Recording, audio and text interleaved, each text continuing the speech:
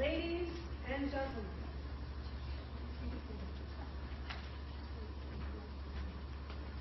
let's give our attention to the test speech. Roberto Rubin. Some things you just can't change. Some things you just can't change. Roberto Rubin.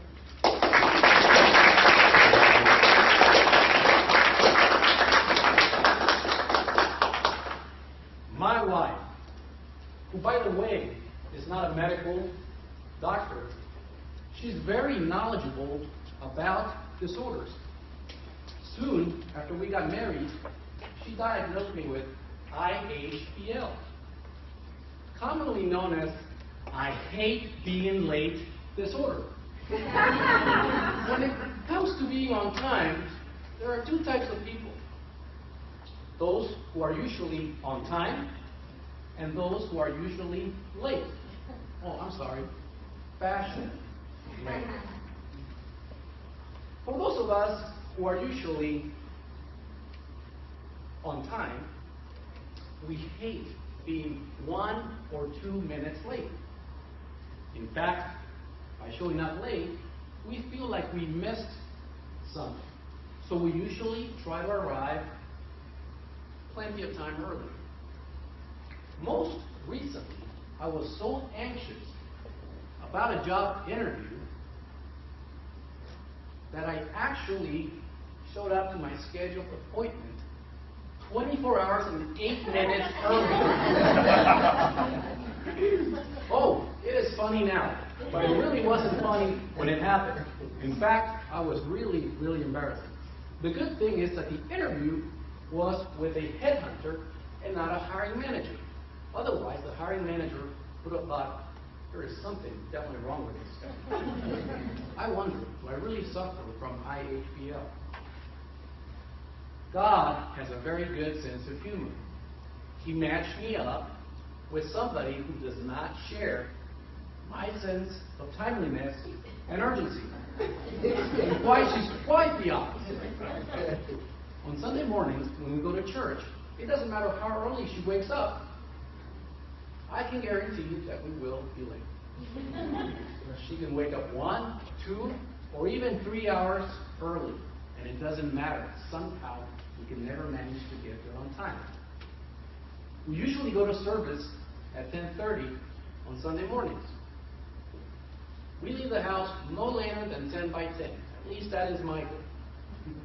5 after 10, I announce to my wife that my daughter and I are going to be waiting for her in the car. 8 minutes after 10, she's not out. So I slightly tap on the horn,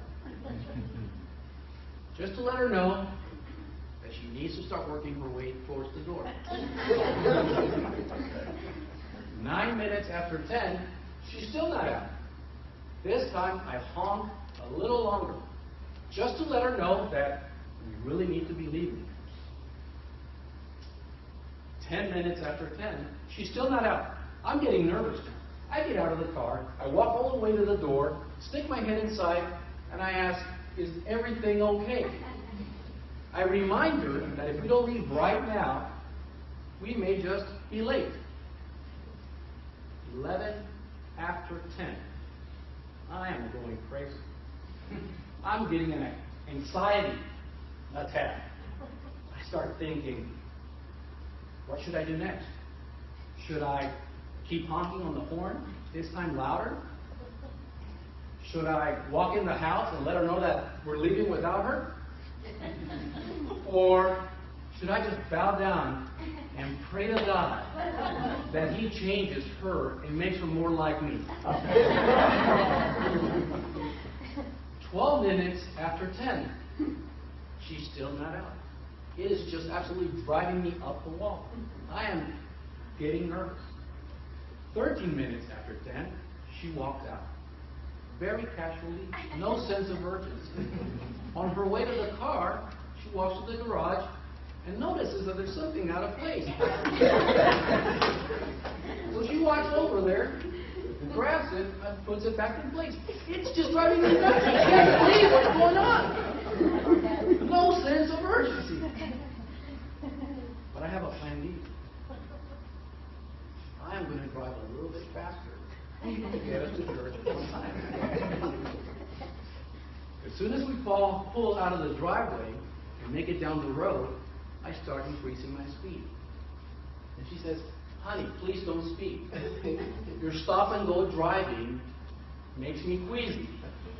And I just thinking, I can't win this one. I've tried everything. I've even gone as far as changing all the clocks in the house 5 minutes forward. I've changed the clock in the car. The one I couldn't change was the one on the cell phone. It got me in trouble every single time. There are some things that you just can't change.